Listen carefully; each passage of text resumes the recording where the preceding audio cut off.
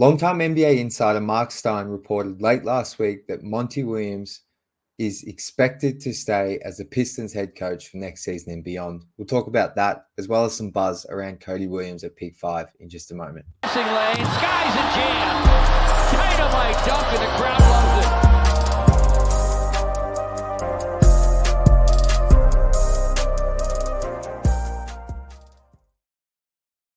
Welcome back to Pistons Intellect. I'm your host, Jack Kelly. You can follow me on Twitter at Jack_Kelly_3on3. You can also follow us over on Instagram at Pistons_Intellect. And before we get into today's show, if you're feeling so kind, please hit that subscribe button. Now, as I mentioned off the top, we've actually got pretty packed show today. Few hot topics to discuss. Ones that we've kind of been discussing the past few weeks, but kind of the pieces are falling into place now, and it feels like we're getting some direction, at least with what the Pistons are going to do with the coaching staff, as well as that pick 5. So we're just going to jump right into it here.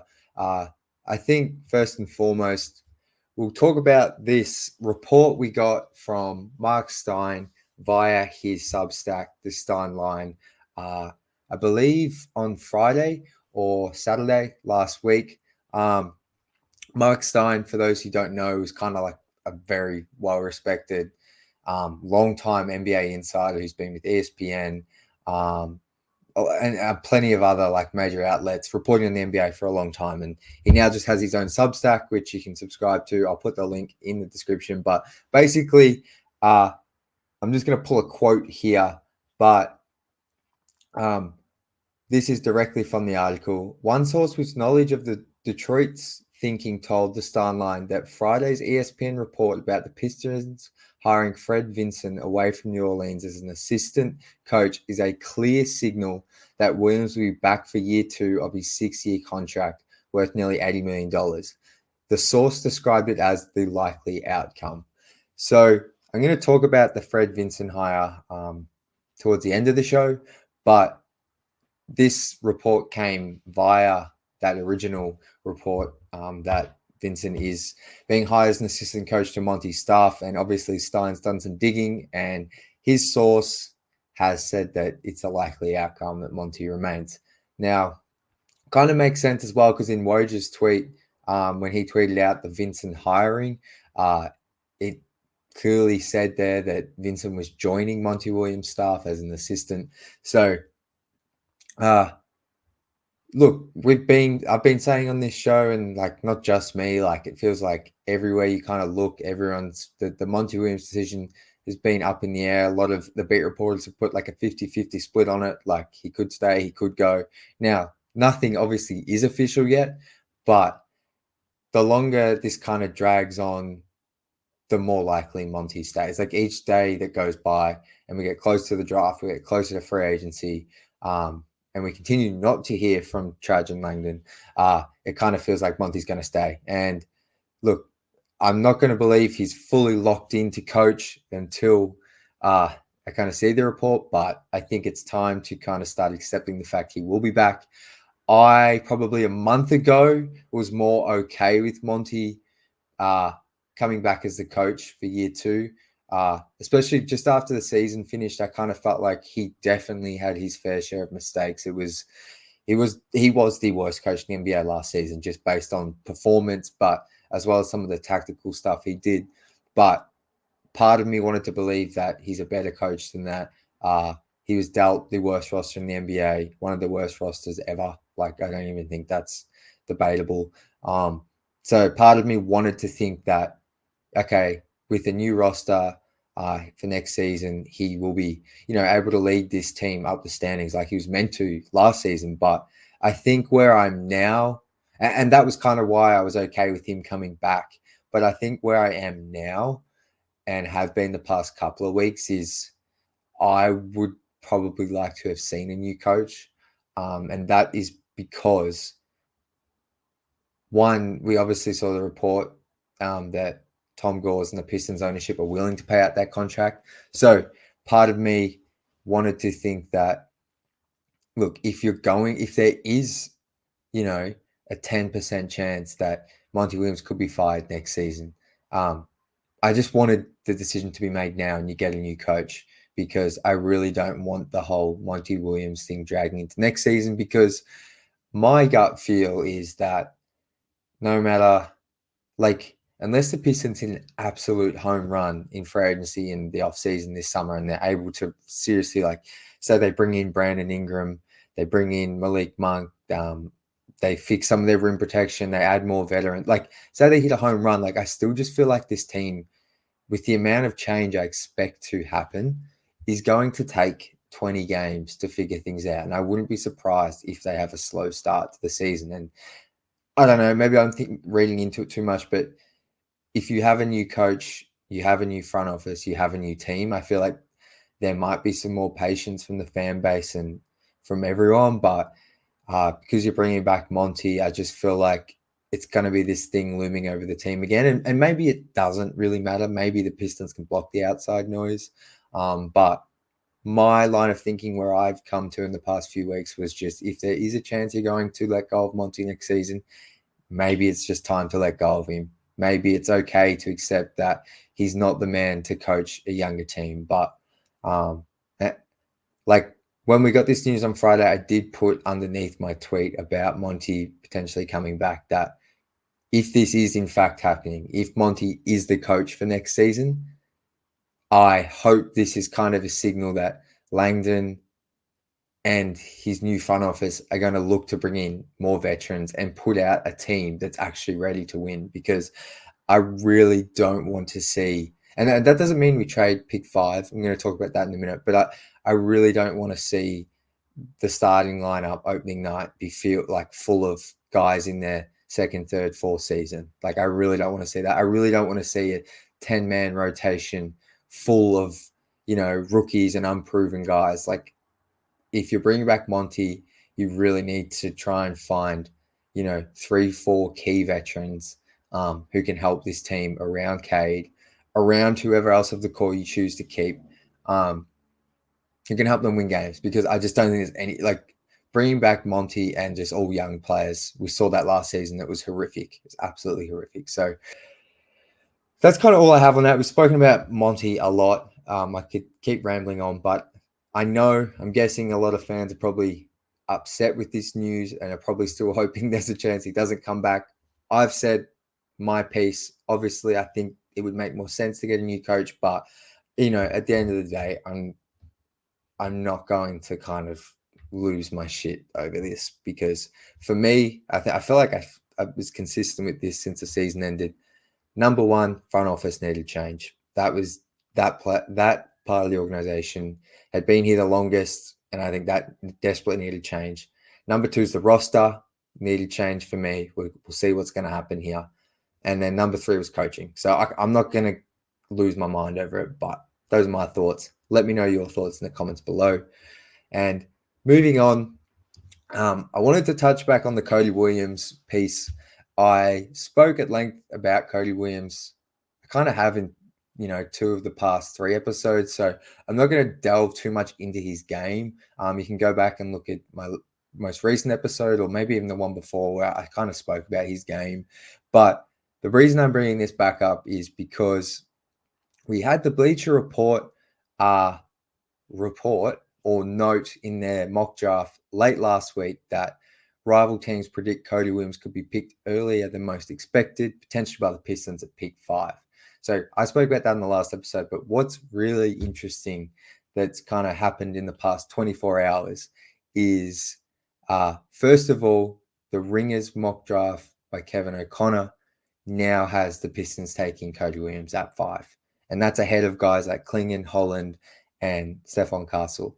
So I know just a mock draft, so I'm not saying this is reporting from Woj, but KOC, well plugged in guy, well plugged in with the draft world. Take from it what you want, but I think the fact him being put at number 5 on their mock draft today means something, especially after the Bleacher Report stuff we spoke about last week.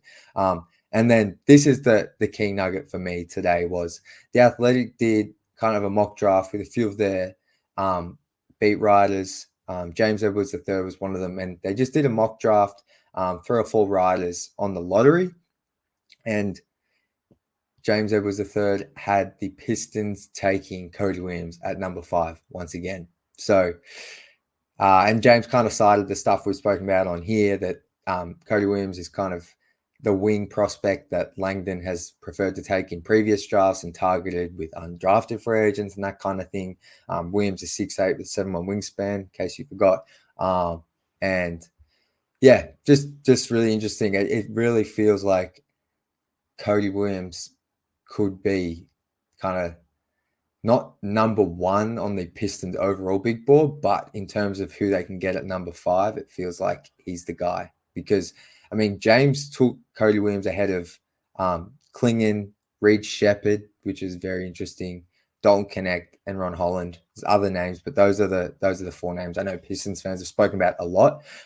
For me, Shepherd's still number 1. I just think, like, I don't know if it feels like he's probably not going to be there at number 5. But yeah, to see James take Cody ahead of Shepherd, found that quite interesting. So yeah, I mean, like I just said, that's the kind of latest we have. Spoken about it before. Cody Williams, wing. It's going to be raw. It's going to take a minute. I think, and I spoke about this on the Detroit Bad Boys, the pin down with Wes and Blake over the weekend. And Wes made a really good point, which is kind of where my thinking has landed of late with how the Pistons should approach this draft. And I think I kind of now want them to take a player, unless this pick, they can trade the pick to get like Brandon Ingram or someone. Like, if they're going to keep the pick, I think I'm leaning more to being okay with taking more of a project like Cody Williams, because ultimately whoever they draft, I really don't want there to be a reliance on them in their rookie season to come in and contribute.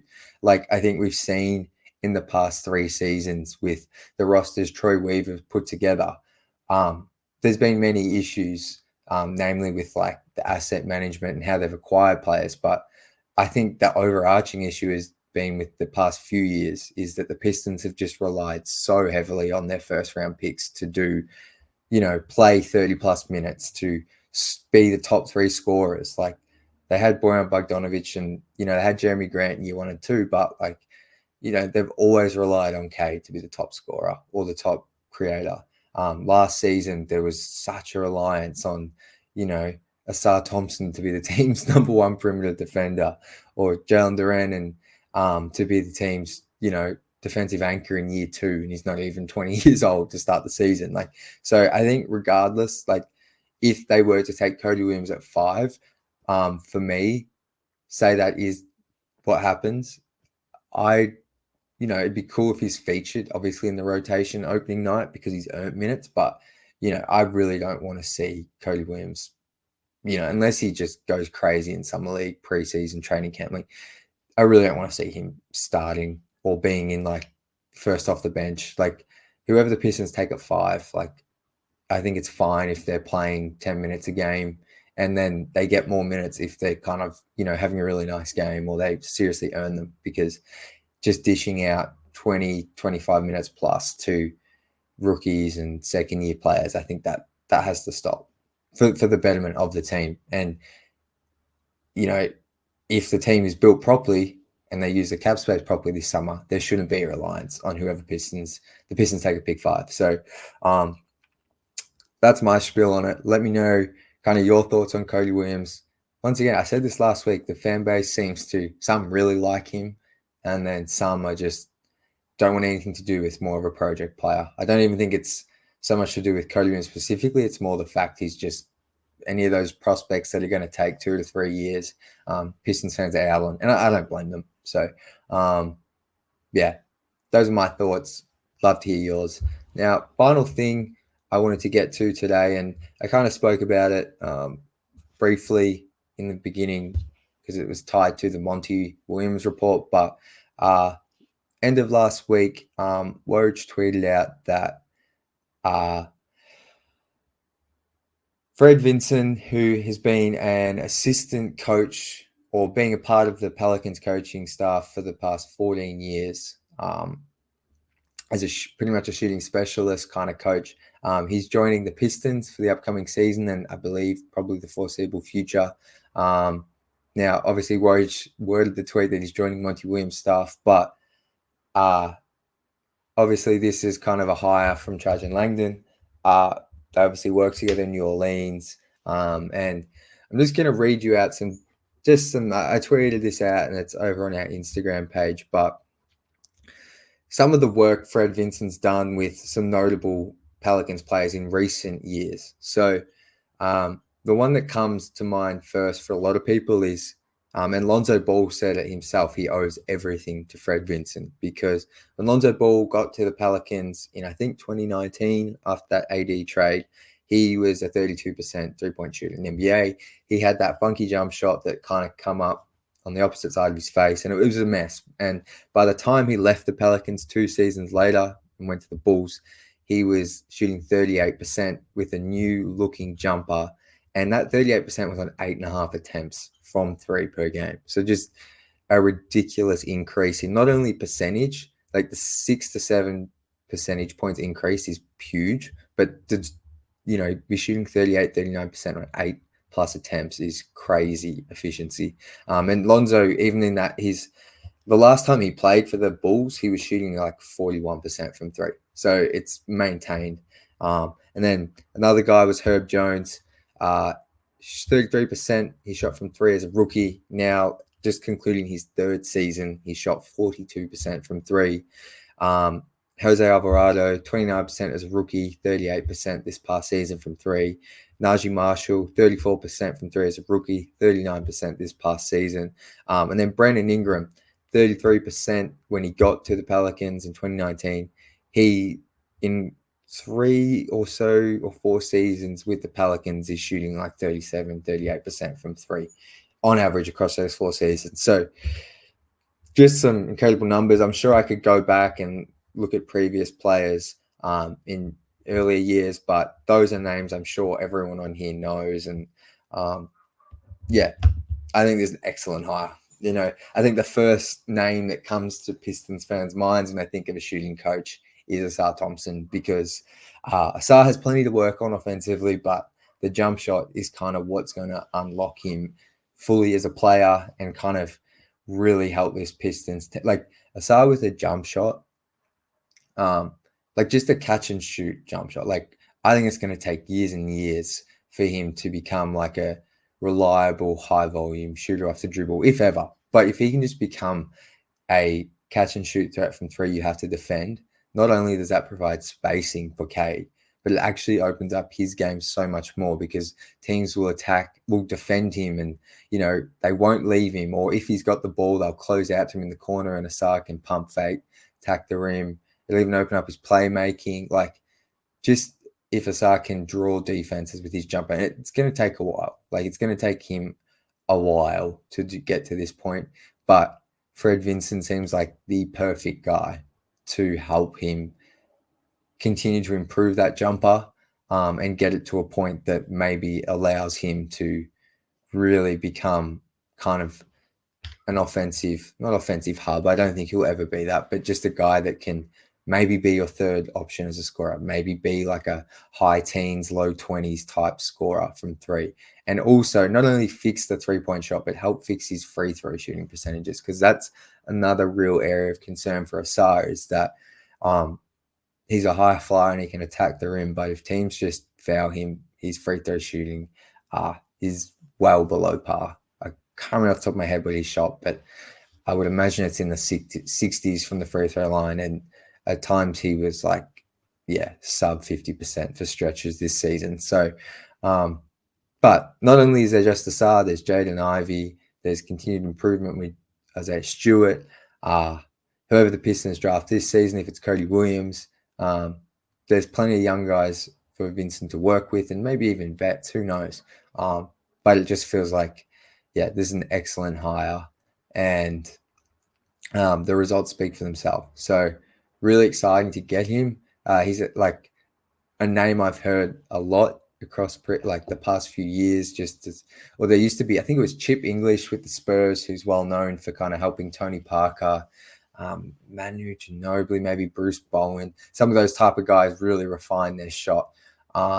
So it's kind of like Chip England and then Fred Vinson are like the two well-known shooting coaches. So to have one of them in Detroit, I'm really keen. Like I wouldn't please don't expect like the first week of the season for Asar to shoot like 40%. Like changing your jumper is like a seriously huge deal for a player. So I think you have to give it a full totality of one season to look back on some of these guys' improvement, as well as for Asar. I think it's going to be, a multi-year process. So incremental improvement will be key.